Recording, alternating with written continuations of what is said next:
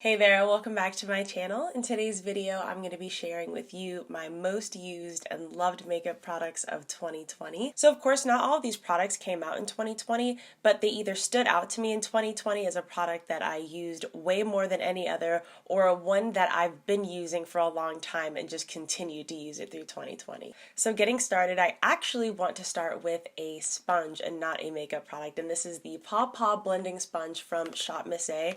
This sponge is literally $1.55. Since I've discovered this sponge over the summer, I have literally not bought any other kind of sponge. I have just continued to make my purchases through Shop Miss A to receive this sponge because it is such a great deal for such a high quality sponge. Now, I was never one to use these beauty blender. I've never spent $1 on beauty blender because I never really thought was worth it, but I used to use the Real Technique sponges, which are still affordable. They range anywhere from $4 to $6 depending on where you get them, but still $1.55 is less than $6. These sponges are super soft. You can use it to blend out your concealer or foundation. I know I personally use it to blend out my concealer, but I will apply foundation with them. They last just as long as any other beauty sponge I've tried, and I just don't see myself using any other sponge from now on. If you take away nothing else from this video, definitely give these sponges a try if you haven't already.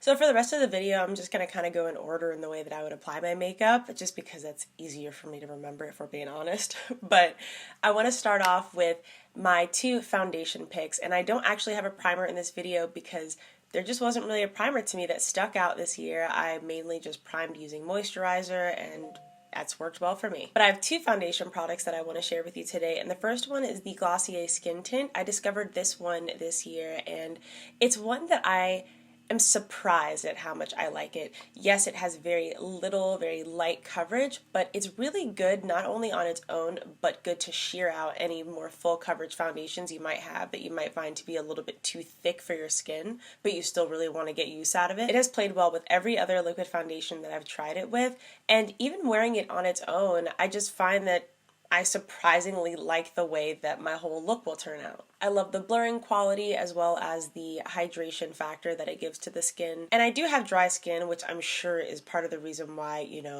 I like this product.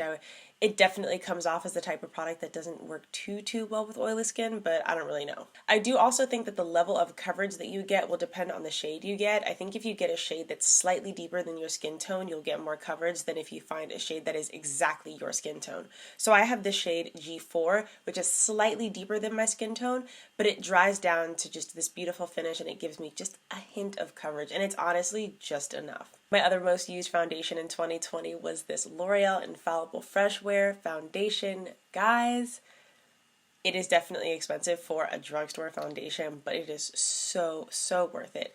It's long wearing, it looks beautiful on dry skin, and it dries down to like a satin matte type of finish. And I don't even know if I would call it satin matte, maybe just like a true satin. You can build it up to full coverage, but you can also beautifully sheer it down if you want more sheer coverage by adding either a moisturizer or a primer to it. This is the foundation I wore on the day of my micro wedding, and it lasted all day and all night. I do think that this foundation is best applied in light layers, whether you are using it at a light coverage level or if you're building it up to full coverage, just because it can look cakey if you go in too much at one time. But I haven't had any issues with it breaking me out. Overall, this is just, at this point, my #1 drugstore foundation recommendation. Moving on to concealer, I've got two picks, and the first one is one you've definitely seen before all over my channel, and not just this year, and that is the Too Faced Born This Way Multi-Use Sculpting Concealer. This is in the shade Butterscotch. Oh, and I didn't say, going back to the L'Oreal Infallible foundation, I mixed the shades Toffee and Maple. But anyways, this is the shade Butterscotch in this Too Faced concealer, and this is expensive, but I think it's worth it because it is so full coverage. You really don't need a lot, and they give you a lot in the product, in the packaging. So this has lasted me so long. This is the first bottle I've bought. I have not had to repurchase this yet, even though I've used this so much. But I do think another reason why I haven't repurchased it is because of this Milani Conceal and Perfect Concealer, which is my second most used concealer of 2020, despite the fact that I only discovered it this year, and it wasn't even until like almost halfway through the year. I have heard that this is a dupe for the Too Faced Multi-Use Sculpting Concealer, but I don't completely agree. I do think that they are very similar in coverage levels. However, the Too Faced does last just a little bit longer for me, but something that they do have in common that I don't think either one of them mentions is that they're actually like waterproof, like cry proof. Not, of course, if you're rubbing your eyes, but if you just like cry, tear up a little, like they don't dissipate, they don't go away, and that's whether or not you set them. Now, I always set my concealer just because I am that girl, but you can get away with either one of these concealers without setting them. And while I don't think that the Concealer and Perfect is a perfect dupe for the Too Faced concealer, I do think it's a good alternative if you're looking for something at the drugstore and don't want to pay the price for this Too Faced one. I only have one powder to mention for this year because this one really just blew every powder out of the water. My beloved Maybelline Fit Me Loose Setting Powder is still in my rotation. I still use it, and just because something's not mentioned in this video doesn't mean I didn't use it this year, but like I said earlier, these were just my most used products and most loved. And this setting powder is the E.L.F. Halo Glow Setting Powder, and this is in the shade Medium. Now, when I first heard of this product, I was actually like a little wary of it because I didn't want like glitter under my eyes. I mean, who does? Like, no one wants glitter underneath their eyes. But I did notice that sometimes when I was using a fully matte setting powder, it would just kind of take away that lifelike, more juicy appearance to the under eyes that I really like, and it would almost defeat the purpose of the concealer that I was wearing underneath. So I thought, let me just try this out. And I am so glad that I did. It has just the perfect amount of shimmer to set the under eye concealer and just still keep that lifelike, dewy look under your eyes. And I'm wearing it today because I've been wearing it pretty much every day since I bought it, and I haven't had to repurchase it. It looks like a smaller container, but they do give you like quite a bit in it, like your typical loose setting powder. And I believe this cost $8. This is a product from the drugstore that performs like luxury / high end. So if you haven't tried this out, I would definitely give this a try. So for blush, I've actually only got one in this category, and this was another surprising one. I got this blush as more of an add-on product to everything else I was buying, and this was from my very first order from Shop Mascara that I tried over the summer, and I can actually link that video down for you because I did a whole video where I explain everything that I tried in it. But this blush is from Amuse Cosmetics, and this is the powder blush in the shade Diva. I only got this over the summer, and I'm almost hitting pan on this. That is how much I love this formula. That is how much I love this shade. This shade just gives that perfect, like, pinky, like, nude on the skin that just, it blends so perfectly. It looks so well. It looks so good with every makeup look, honestly. It blends perfectly over liquid foundation and cream foundation. I haven't had a problem with it skipping or being patchy or anything. And this blush is $1. Definitely need to go to the Shop Mascara website and check these blushes out if you're looking for a powder blush and you don't want to break the budget. So I love bronzer. It's probably one of my favorite parts of the makeup routine. So that's why I'm allowing myself 3 bronzers that I'm mentioning in this video today. And I want to start with the powder bronzer, and that is the Makeup Revolution Ultra Matte Splendor Bronzer. And this is in the shade Medium. Let me get it open real quick. This is in the shade Medium. And as you can see, it is beautifully deep. You get a huge pan here, and this is another product that I have a video on that I will link down below. But when Makeup Revolution first announced this bronzer, they put the shades out on Instagram, and they're just so rich and beautiful. So of course, I had to support because, I mean, Makeup Revolution is already a really affordable brand. So this bronzer, this huge bronzer, cost me $12. Now, I had a hard time picking my shade, but I ultimately went with medium because I was afraid that the next deeper shade would be a little bit too deep, and I'm so glad that I did because this one actually, I can easily over apply and it looked just crazy on me. But this is a good shade, but because of how pigmented it is, I do have to go light-handed with it, but I love the way this looks on the skin. It also smells like pineapples and coconuts, and I wonder if this is what the Physicians Formula Butter Bronzer smells like. Like, I wouldn't know because they've never made a shade that was deep enough for me, but, you know, But I wonder if that's why they made it like specifically scented like that. But it's, ooh, this is such a nice smelling bronzer. The other two bronzers I'm going to mention are both cream and they're both high end. One of them is the Milk Makeup Matte Bronzer Stick, and this is in the shade Blaze. Now this came out like a while ago, like a while ago. I'm pretty sure this came out before I started a YouTube channel, if I'm not mistaken. I'll have to look that up.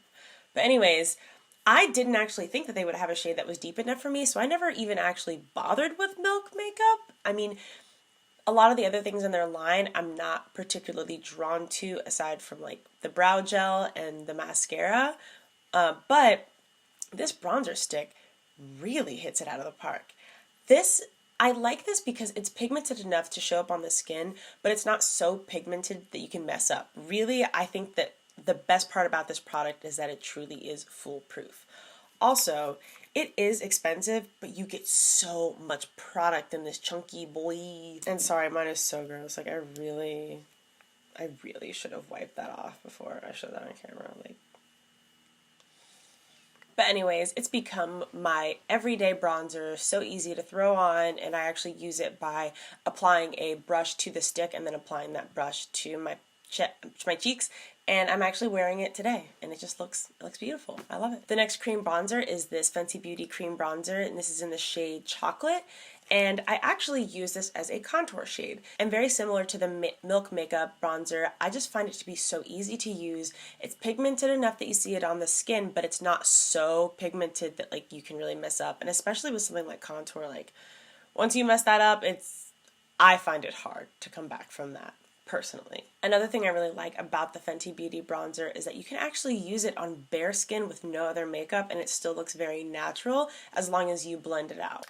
I'm actually wanting to go ahead and buy another one of this same product in a lighter shade to actually be able to use as a cream bronzer, but because I've got this Milk Makeup Stick bronzer, I'm kind of like not ready to pull the trigger on that yet. Moving on to the eyes, I've got two mascaras to mention, one of which I actually don't have with me because once I ran out of it, I kind of just didn't repurchase it because I have a few mascaras that I want to use up first. That one is the L'Oreal Voluminous Lash Paradise mascara.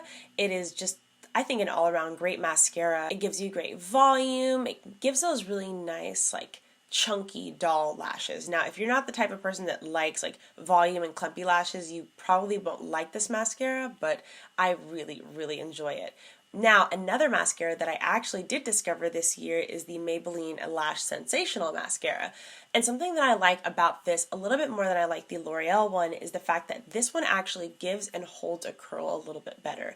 I find that the L'Oreal Lash Paradise is really nice when you do curl your lashes, but this one you don't actually have to curl your lashes with. It kind of gives you a little bit of a curl because of the way that the brush tip is designed. But overall, between those two mascaras, those are the two that I used most in 2020. So for brows, I also have 3 products in this category, but it's just because I have brow moods. Like, and comment down below if you're the same way, but like I have some days where I just want to brush something through my brows real quick, other days where I want a little bit more precision, so I'll go in with a pencil, and other days I just want that snatched brow, so I go in with like my brow pomade. So those are the products that I have to share with you today from all this year. And so I'm going to start with the pomade because this is the least used one of the 3.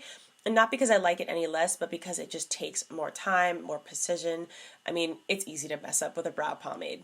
But the one in my most used 2020 is definitely the Anastasia Beverly Hills Dip Brow. I know that this is a favorite like across the internet and across the world, but part of the reason why is like you get so much in this container that like you're not going to go through it. Like I will probably die before I go through this. And I love that. I love that you just kind of buy your one and done product and like that's it.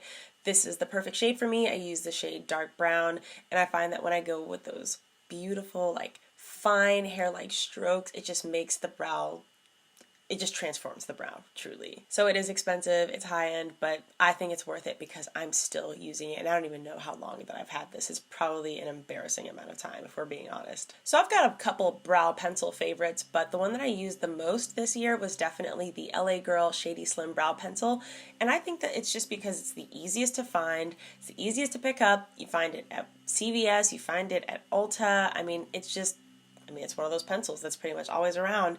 And I believe I use the shade Espresso. Like, I do kind of like, I think I rubbed off like all of the text, which is why you can't see that that's what this product is. I also lost the caps because that's me. But you can't beat it. It's usually under $5 or right around $5. And even though it doesn't last as long as your ABH brow pencil or your NYX brow pencil, I mean, it's just so cheap that picking up another one is so easy and it works really well. And also the important thing is it has a spoolie on the other side. I just don't even mess with pencils that don't have a spoolie on the other side anymore because I just don't think it's worth it. Lastly, for those days where I want to just have one step, just run something through my brows real quick, the product that I've been using the most is the E.L.F. Wow Brow, and this is in the shade Deep Brown. I mean, this is just, it's been such a lifesaver. I was using the Colorpop Brow Boss Gel, which is still really nice. I still recommend that. But I think I like this one a little bit better because the brush is just a little bit bigger, making it just that much faster for me to fill in my brows using this gel. It has fibers that does thicken up the brows. I'm wearing it today, but I'm also wearing pencil in my brows, so it's not just this today. But this is enough for you to wear just alone on your brows to get through your day. It has about medium hold. I wouldn't say it's like, you know, crazy hold or, you know, no hold at all. It's just somewhere in between. Last up, I have lip products, and the first is from Colorpop, and it's this Just a Tint lip crayon. I am actually wearing it on the lips today. I'm not wearing anything else, and this is in the shade Z Boys. Now you can see it's like a perfect pinky nude on my lips. It's a great just everyday thing to throw on.